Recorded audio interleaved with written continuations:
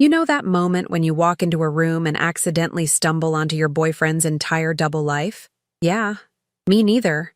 Until that Sunday afternoon in March when I became the unwitting star of my own reality show disaster. I'm Skylar Monroe, 29, high school English teacher in a cozy suburb outside Boston. And up until 3 months ago, I thought my biggest problem was getting teenagers to care about Shakespeare. Spoiler alert. Turns out my real problem was that my boyfriend Bennett Collins had been method acting as a faithful partner for 3 years, while secretly auditioning for the role of deadbeat baby daddy on the side. But I'm getting ahead of myself. Let me paint you the picture of how my perfectly normal Sunday went completely off the rails. It was one of those lazy March afternoons, you know the kind, where it's still too cold to pretend spring is actually here, but you've already packed away your heavy winter coat out of sheer optimism and spite. I'd been grading essays on my laptop in the living room of the apartment Bennett and I shared in Cambridge, occasionally glancing up at the window overlooking our street, lined with brownstones that cost more than my annual salary. Bennett had been acting weird all week. Not, I'm planning a surprise party weird. More like, I'm hiding a body weird. Lots of hushed phone calls, mysterious errands. That thing where someone's physically present but mentally checked out to another zip code entirely. That afternoon, he'd been holed up in our bedroom for over an hour, claiming he was organizing paperwork for his job as a financial analyst. Because nothing says Sunday fun like alphabetizing bank statements, right? I needed to grab a sweater because our landlord apparently thought heat was optional, so I headed to the bedroom. Here's where I made my critical error. I didn't knock. In my defense, it was our bedroom. I'd been walking into that room without knocking for 3 years. Silly me, thinking I had unrestricted access to shared spaces in my own home. The door swung open, and there was Bennett, standing in front of our dresser, looking like someone who'd just been caught robbing a convenience store. His face went through approximately 17 different emotions in 2 seconds flat. Surprise, panic, guilt, and what I can only describe as, oh crap, the jig is up. In his hands was a manila envelope, and scattered across our bed were papers he'd clearly been trying to organize before I interrupted his little covert operation. But here's the thing about panic. It makes you clumsy. When he jerked around to face me, several papers went airborne like the world's most depressing confetti, and one piece slid gracefully under the bed like it was making a break for freedom. Hey, I didn't know you were... These are work documents, he stammered, which was weird because Bennett never stammered. The man could talk his way out of anything. Once convinced a police officer that running a red light was actually a creative interpretation of yellow. But right now, he sounded like a guilty teenager caught sneaking in past curfew. Okay, I said slowly, watching him frantically gather the papers like they were state secrets. Why are you acting like I just walked in on you counting stolen diamonds? I'm not. You startled me, that's all. He shoved everything into the envelope with all the grace of someone defusing a bomb while wearing oven mitts. I'm gonna run to Starbucks. Want anything? It was 2:30 in the afternoon. He'd already had coffee, but I just shrugged. Sure, a latte would be great. He practically sprinted out of that bedroom, grabbed his keys, and was out the door within 90 seconds. I stood there in the hallway, listening to his footsteps thunder down the stairs, wondering what exactly had just happened. Now, I'd like to tell you I'm not the snooping type. I'd like to tell you I respect privacy and boundaries and all those healthy relationship things they teach you in therapy. But come on, that was the most suspicious exit since Nixon left the White House. Something was very clearly wrong, and my gut was screaming at me louder than my students during a fire drill. I gave it exactly 3 minutes, long enough to make sure he wasn't coming back for his wallet or phone, and then I got down on my hands and knees next to our bed. Sure enough, there it was, a single piece of paper wedged under the bed frame, hiding in the dust bunnies I'd been meaning to vacuum for weeks. I pulled it out, and my entire world tilted sideways. It was an ultrasound image. You know those grainy black and white photos that look like someone spilled ink on a Rorschach test, but somehow everyone can see a baby in there. This one had very clear labels printed across the top. Patient name, Autumn Sullivan. Date, February 14th. Gestational age, 20 weeks, 5 months pregnant. Valentine's Day. My hands were shaking so badly the paper rattled. Attached to the ultrasound with a paperclip, because apparently even secret families get organized, was a handwritten note on cream-colored stationery. The kind you buy at those fancy paper stores where everything costs $12 per greeting card. The note read, in loopy feminine handwriting, "Can't wait for you to tell her. She deserves to know before baby arrives. Call me tonight." I sat there on our bedroom floor, clutching that ultrasound like it was evidence at a crime scene, which, honestly, it kind of was, and tried to do the mental math. February 14th was 4 weeks ago. 20 weeks pregnant meant conception happened around October. October, when Bennett had gone on that work conference to Portland for a long weekend. October, when I'd been proud of him for being so dedicated to his career. Turns out the only thing he'd been dedicated to was apparently making babies with someone named Autumn. Which, by the way, what kind of name is Autumn? It sounds like a pumpkin spice latte gained sentience and decided to steal someone's boyfriend. I couldn't breathe. The room felt like it was closing in, and I had approximately 8,000 questions ricocheting around my brain like pinballs. Who was Autumn Sullivan? How long had this been going on? Did he love her? Was he planning to leave me? Why hadn't he told me? And why was she the one telling him to come clean? But under all those questions was one crystal clear realization. Bennett Collins had been living a double life. And worse, he didn't even have the spine to tell me himself. He was going to keep hiding it, keep pretending, keep coming home to me every night while planning a whole separate future with someone else. I heard his key in the door downstairs. He was back with the coffee, probably hoping I'd dropped the whole weird incident and we could go back to pretending everything was fine. But here's the thing about English teachers. We're really, really good at reading subtext. And the subtext of that ultrasound was screaming one very clear message. My entire relationship was a lie. So I did what any rational woman would do. I carefully placed the ultrasound back under the bed exactly where I'd found it, stood up, smoothed my hair, and went to the living room to accept my latte with a smile. Because if Bennett wanted to play pretend, I could play that game too. Only this time, I was going to write the ending. The next 3 weeks were an Oscar-worthy performance, if I do say so myself.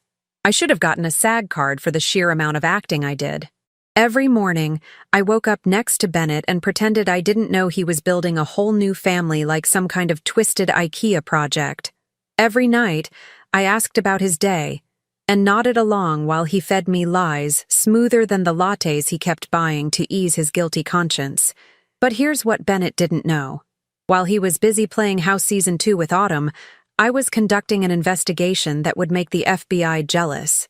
Step 1 was figuring out who exactly Autumn Sullivan was. Turns out, when you're a high school English teacher with a free period and access to every social media platform known to humanity, you can find pretty much anyone, especially when they have a name like Autumn Sullivan and live in the greater Boston area.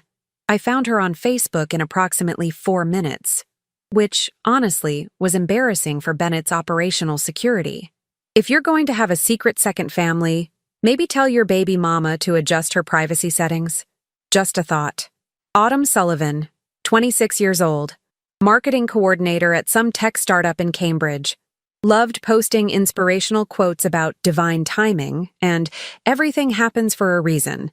Her profile picture showed a blonde woman with one of those faces that looked permanently surprised, like she'd just discovered taxes were real.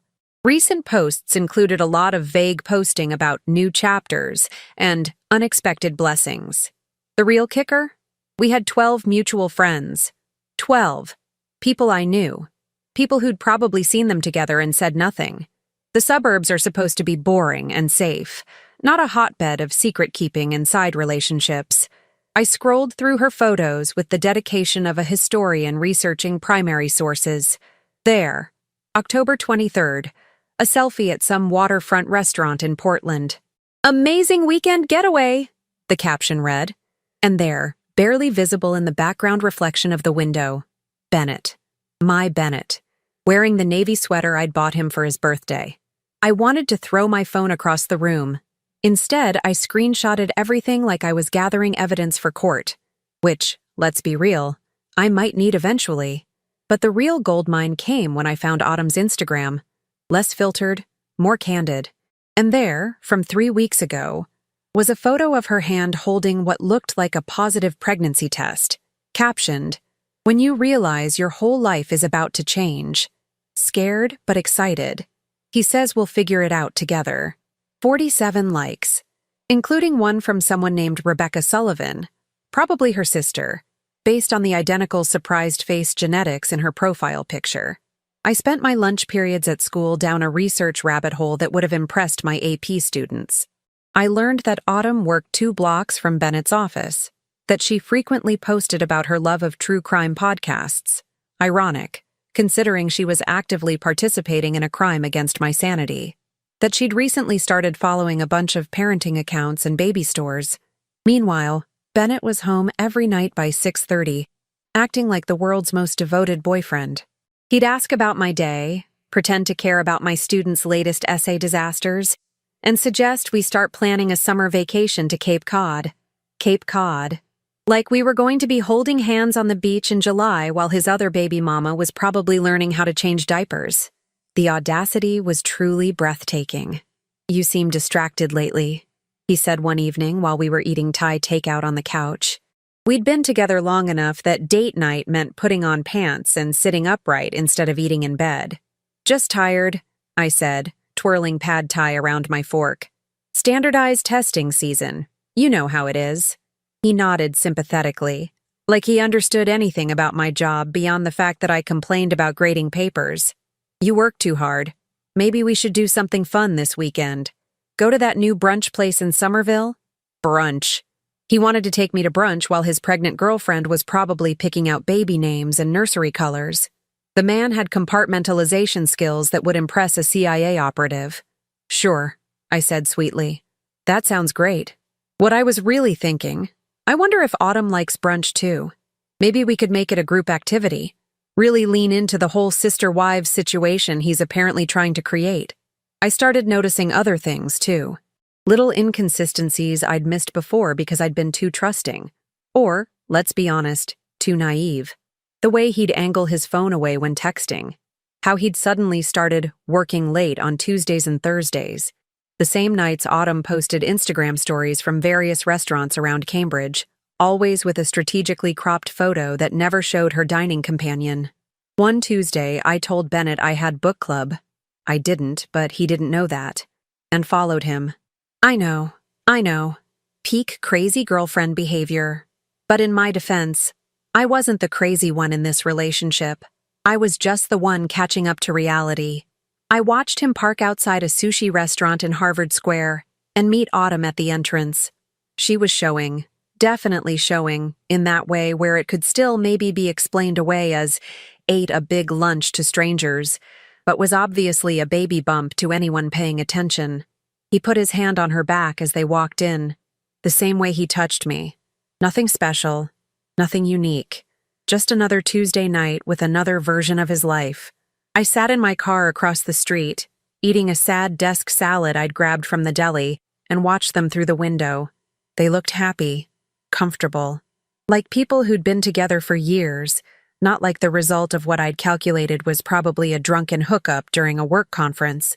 That's when it hit me. Bennett wasn't torn between 2 women. He wasn't conflicted. He'd simply decided he could have both, and nobody had stopped him yet. I was convenient. The steady girlfriend, the acceptable +1 for work events, the person who reminded him to buy birthday cards for his mom. Autumn was exciting. The new relationship energy, the adventure, the validation that he was still attractive and desirable. And the baby? Well, that was just an unfortunate side effect of his inability to grasp basic consequences. I drove home and waited for him to return, which he did around 9:30. Full of apologies about how the client meeting ran late and traffic was brutal.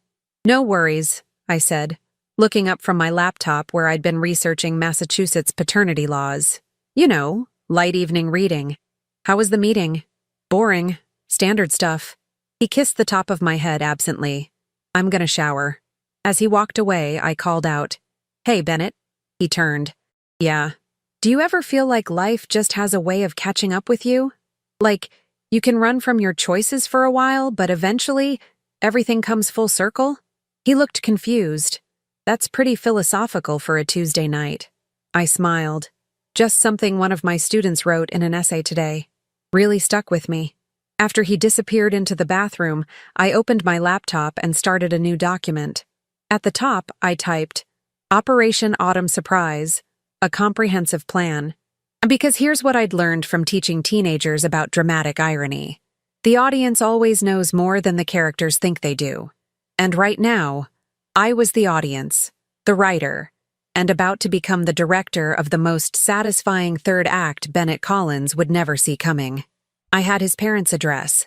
I had Autumn's phone number from her public Instagram profile. And I had exactly 2 weeks until Bennett's mother's annual spring celebration dinner, a fancy Sunday gathering where she invited the whole family to show off her new patio furniture and judge everyone's life choices over expensive wine and cheese boards from Whole Foods.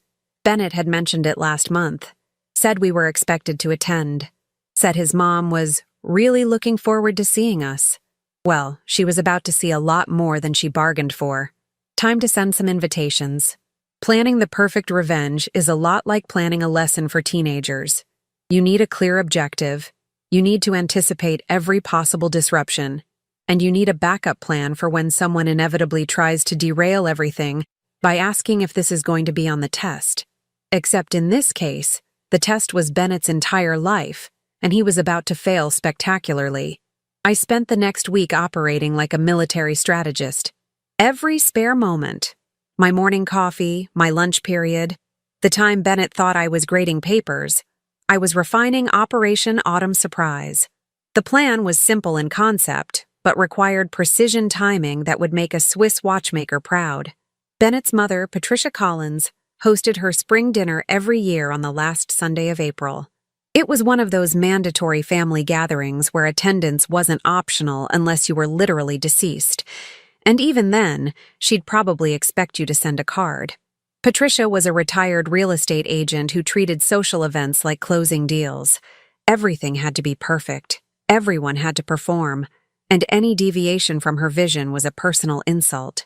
She lived in Lexington, in one of those colonial houses that cost more than I'd make in 3 lifetimes of teaching, complete with a professionally landscaped yard that had probably been photographed for better homes and gardens. Bennett had 3 siblings, 2 brothers and a sister, all married, all successful, all perpetually competing for Patricia's approval, like they were on some twisted game show, which is why this dinner was the perfect stage for my production. Step 1, confirm the guest list.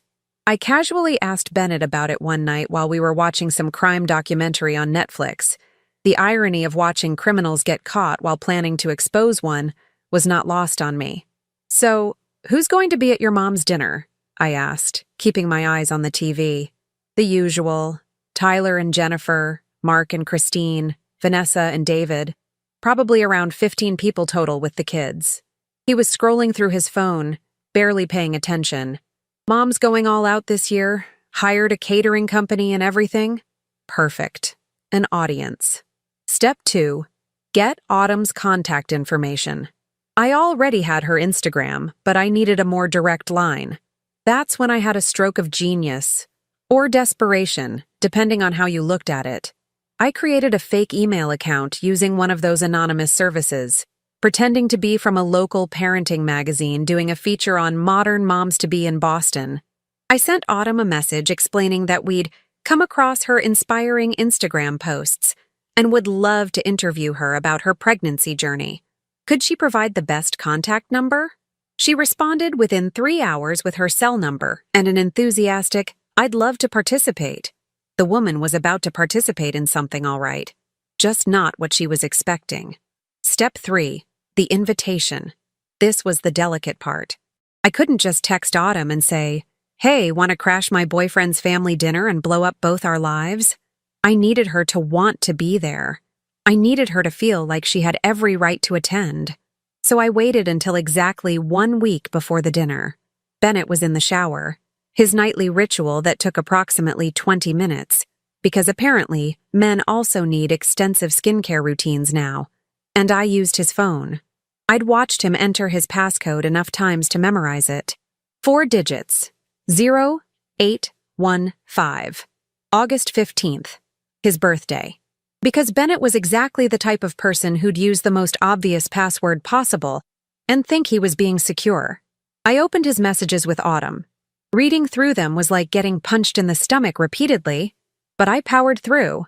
Lots of miss you and can't wait to see you, and thinking about baby names. He called her Audie. I wanted to throw his phone in the toilet, but I had a job to do. I typed carefully, mimicking his texting style. Hey, Audie. Been thinking. Maybe it's time to tell my family about us and the baby. Mom's having her spring dinner next Sunday at 2 p.m.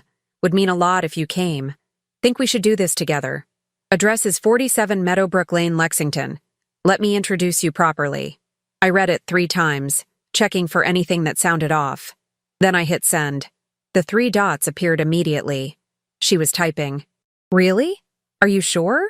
I don't want to pressure you, but I've been hoping you'd say this. I'll be there. Love you. I deleted the entire conversation from his phone, cleared it from his recently deleted, and put the phone back exactly where he'd left it on the nightstand. The shower turned off. Bennett emerged in a cloud of steam, completely oblivious to the fact that his 2 worlds were about to collide like planets in a disaster movie. You okay? He asked, noticing me sitting on the bed. You look pale. Just tired, I said. Long week? Well, only a few more days until Mom's dinner. That should be fun, right? He smiled, drying his hair with a towel. Fun. That was certainly one word for it. Step 4. Prepare my own exit strategy. Because here's the thing about exposing someone's lies in front of their entire family. You need to be ready for the aftermath. I wasn't just blowing up Bennett's life. I was potentially burning down my own in the process. I spent Tuesday afternoon at my bank, opening a new checking account in just my name. Transferred half of what we had in our joint savings. Money I'd contributed to equally, despite Bennett always acting like he was the primary breadwinner, because financial analysts apparently ranked higher than teachers in his mental hierarchy. I packed a bag with essentials and left it in my car trunk. Clothes, toiletries, important documents, my laptop. Called my best friend Marin, also a teacher, the kind of person who wouldn't ask questions until after she'd already helped you hide the body, and asked if I could crash at her place in Brookline for a few days next week. Everything okay? She'd asked, concern evident in her voice. It will be, I told her. I'll explain Sunday night. Wednesday, I drove to Lexington and parked down the street from Patricia's house, timing how long it took to get there from different routes. 14 minutes from Cambridge if you took Route 2. I needed to know exactly when to arrive, early enough to beat Autumn, late enough that Bennett would already be comfortable and complacent. I felt like a spy, or possibly unhinged. The line was getting blurry. Thursday night, Bennett suggested we bring wine to his mother's dinner. She loves that Cabernet from Trader Joe's, he said. I'll pick some up, I offered sweetly. Anything else we need? You're the best, he said, kissing my forehead like I was a helpful roommate instead of the girlfriend he was systematically betraying. I bought the wine Friday after school, also bought myself a bottle of whiskey for after the dinner because I was going to need it. Saturday was the hardest day. Bennett was around the apartment all day, cheerful and attentive, suggesting we watch movies and order pizza like it was a normal weekend, like we had a future. Like Sunday wasn't going to detonate our entire relationship in front of his mother's expensive appetizer spread. I'm really glad we have tomorrow, he said that night while we were in bed. Family stuff can be stressful, but it's nice doing it together. You and me. I stared at the ceiling in the dark, his arm around me, and thought about Autumn probably having the exact same conversation with him on Tuesday and Thursday nights. Yeah, I said. Tomorrow's definitely going to be memorable. Love you, he mumbled, already half asleep. I didn't say it back. Hadn't been able to say it genuinely in 3 weeks. He didn't notice. Sunday morning, I woke up at 7. Bennett was still sleeping, one arm thrown over his face like he didn't have a care in the world. I looked at him and tried to remember why I'd fallen for him in the first place. The charm, maybe. The confidence. The way he'd made me feel chosen. Now I just felt like an option he'd gotten too comfortable with. I got up quietly and got ready. Wore a navy dress, professional, put together, the kind of outfit you wear when you want to look like the sane one in the room. Did my makeup carefully. If I was going to watch my relationship implode, I was going to look good doing it. Bennett woke up at 9, stretching and smiling. "Big day," he said. "The biggest," I agreed. We had breakfast. He read news on his phone. I mentally rehearsed what I'd say, how I'd stand, where I'd position myself for maximum impact. At 1:30, we got in the car. Bennett drove, talking about random things, work gossip, something funny he'd seen online, speculation about what his mother's catering company would serve. I watched the familiar streets pass by, knowing this was the last car ride we'd take together, the last normal moment before everything changed. At exactly 1:55, we pulled up to his mother's house. Several cars already lined the circular driveway. Bennett parked, grabbed the wine from the back seat, and looked at me. "Ready?" he asked. I smiled. "More than you know." We walked to the front door together. He rang the bell. Patricia answered, already dressed in her hosting outfit, looking like she'd stepped out of a J. Crew catalog.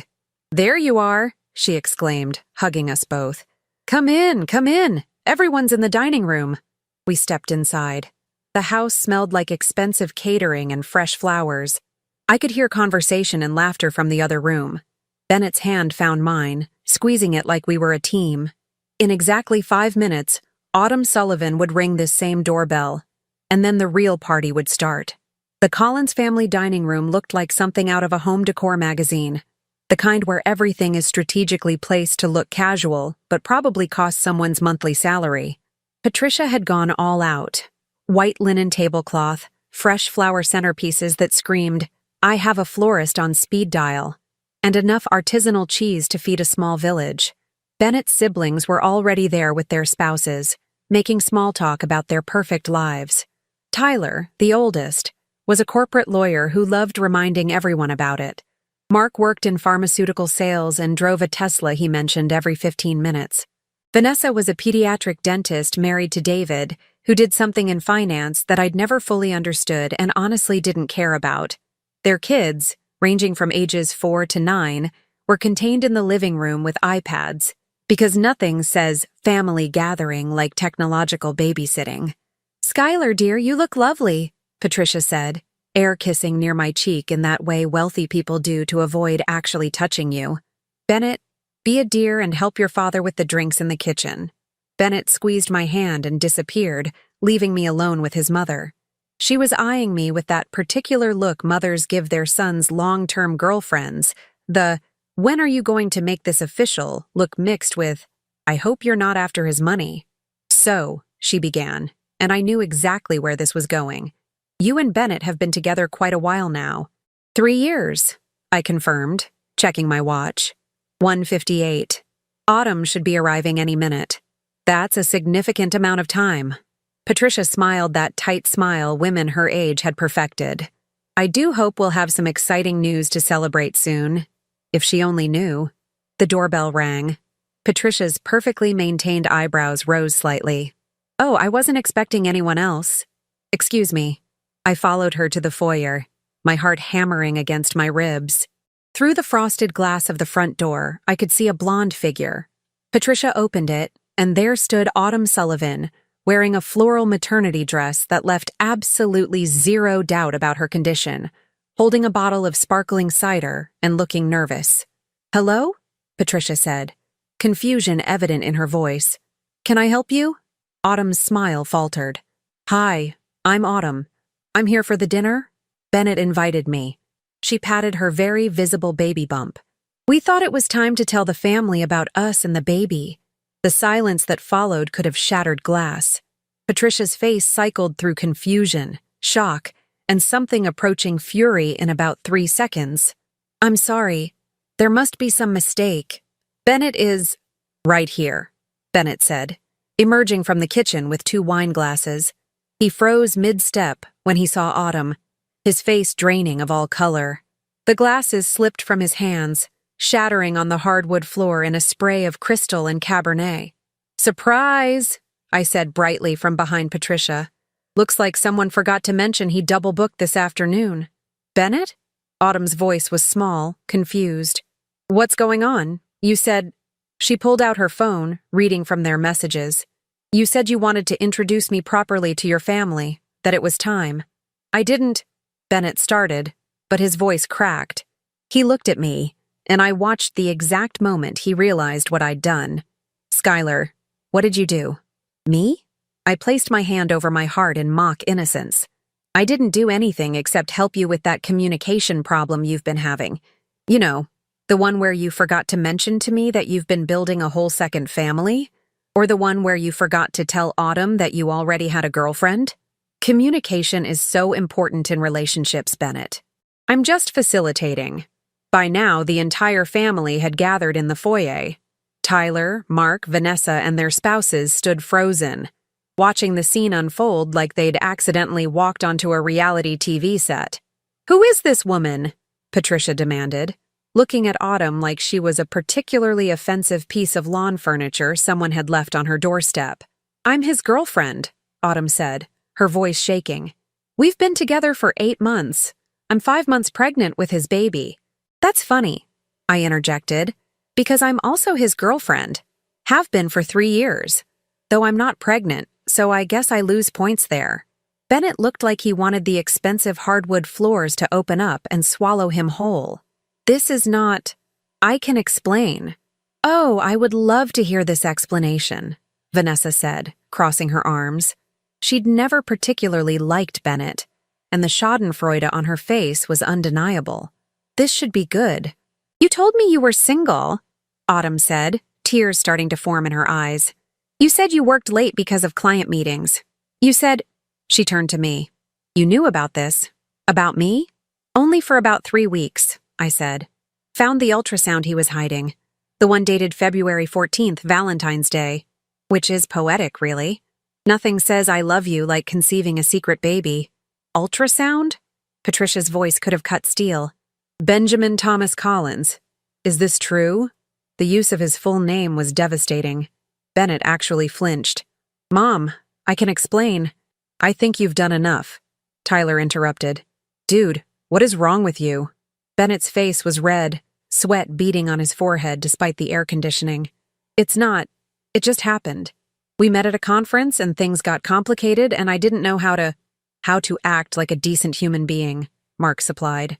Yeah, that does seem complicated for you. Autumn was fully crying now, mascara running down her cheeks. You said you loved me. You talked about baby names.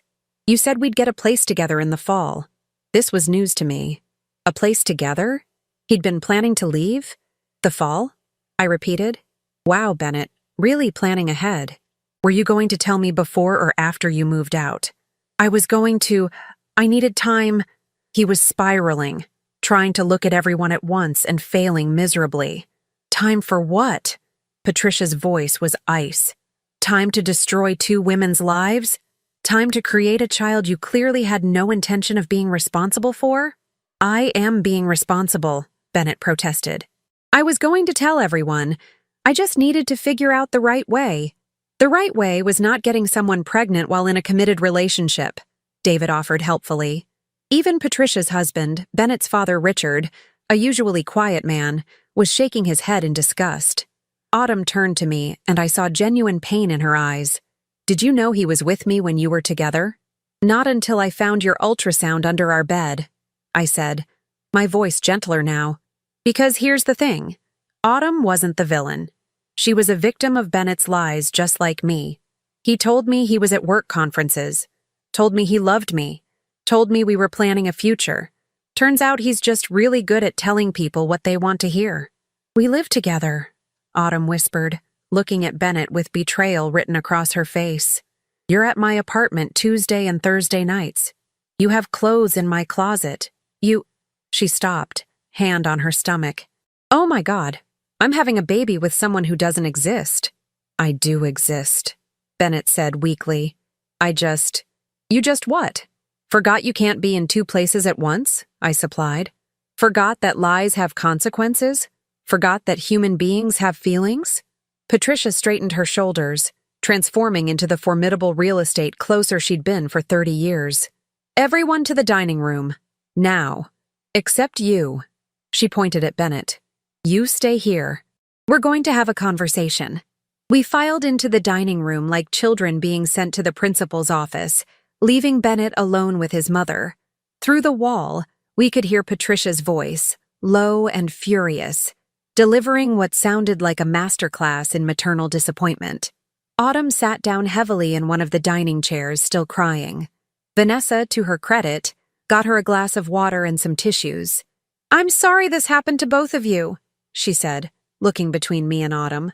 "My brother is apparently a complete disaster. I feel so stupid," Autumn sobbed. "All the signs were there. The nights he couldn't stay over, the way he never posted about us on social media. I just thought he was private." "He was private, all right," I said, sitting across from her. "Privately terrible." "What are you going to do?" she asked me. "Me? I'm going to finish this very expensive catered dinner that Patricia paid for, drink some excellent wine, and then go stay with my friend Marin until I find a new apartment." I looked at her. "What are you going to do?" She touched her stomach. "I guess I'm going to figure out how to be a single mom. I can't be with someone who did this." "Good choice," Mark said. "For what it's worth, we'll make sure he pays child support. Our family doesn't run from responsibilities, even if Bennett tried to." 20 minutes later, Bennett slunk into the dining room looking like he'd aged 10 years. Patricia followed, her expression carved from granite. "Bennett has something to say," she announced. He cleared his throat, not making eye contact with anyone. "I'm sorry. To both of you, and to the family. I messed up. I'll take responsibility for the baby, Autumn. And Skylar, I'll move out this week. You can keep the apartment." "How generous," I said dryly, "considering it's in my name and I pay half the rent." His face reddened further. "We're done here," Patricia said coldly. "Bennett, you can leave. Everyone else, please stay. Let's try to salvage something from this disaster." And that's how Bennett Collins slunk out of his mother's house in disgrace, leaving behind 2 women, 1 baby, and the smoking ruins of his reputation. We actually did eat dinner. It was weird and awkward, but the food was excellent. And honestly, I'd been too nervous to eat all day. Autumn and I sat on the same side of the table, united in our mutual betrayal, while Bennett's siblings took turns apologizing for their brother's behavior and offering various forms of support. Turns out, the Collins family might have been pretentious and competitive, but they weren't okay with what Bennett had done.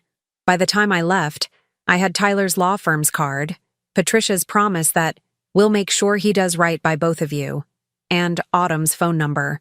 The last thing I saw as I drove away was Bennett's car still parked in the driveway, him sitting inside, alone, probably contemplating how spectacularly he'd destroyed everything in under an hour. It was, without question, the most satisfying Sunday dinner I'd ever attended. 6 months later, I was sitting in my new apartment in Somerville, a cozy 1-bedroom with exposed brick and windows that actually let in sunlight, drinking coffee and scrolling through my phone when I got a text from an unexpected source. "Autumn. Baby girl arrived. 7 beers, 3 O's. Her name is Hazel. Thought you'd want to know." Attached was a photo of a tiny, wrinkly newborn with a surprising amount of dark hair, wrapped in one of those hospital blankets that somehow all look the same. I smiled and typed back, "She's beautiful. Congratulations, Mama. You've got this." Because here's the plot twist nobody saw coming, least of all me. Autumn and I became friends. Not best friends. We weren't braiding each other's hair and having sleepovers, but real friends. The kind who checked in on each other, sent funny memes about terrible dating experiences, and occasionally met for coffee when her pregnancy cravings demanded very specific pastries from that bakery in Cambridge. Turns out, shared trauma over the same lying man creates a surprisingly solid foundation for friendship. Who knew? As for Bennett? Well, karma didn't just catch up with him. It ran him over, backed up, and ran him over again for good measure. Patricia, true to her word, made sure he faced every consequence of his actions. She hired Tyler to handle the legal aspects, ensuring Autumn got proper child support, a solid chunk of Bennett's salary, calculated down to the last dollar. Bennett tried to argue it was too much, that he had his own expenses. Tyler's response, delivered with the cold precision of a lawyer who'd been waiting years to take his little brother down a peg, was, "Should have thought about that before you decided to practice addition without protection." Bennett's financial analyst job? Gone. Turns out, when word got around his office about his extracurricular activities, and it did because one of his coworkers was friends with Mark's wife, his employers decided someone who made such catastrophically bad personal decisions probably shouldn't be trusted with other people's money. Can't say I disagreed with that logic. He ended up moving back in with Patricia and Richard for 3 months, at 32 years old, while he looked for new work. Living in his childhood bedroom, subject to his mother's daily reminders of his failures. Patricia treated it like a rehabilitation program, complete with chore charts and lectures about integrity. I almost felt bad for him. Almost. Eventually, he found a job at a smaller firm with less prestige and significantly less pay.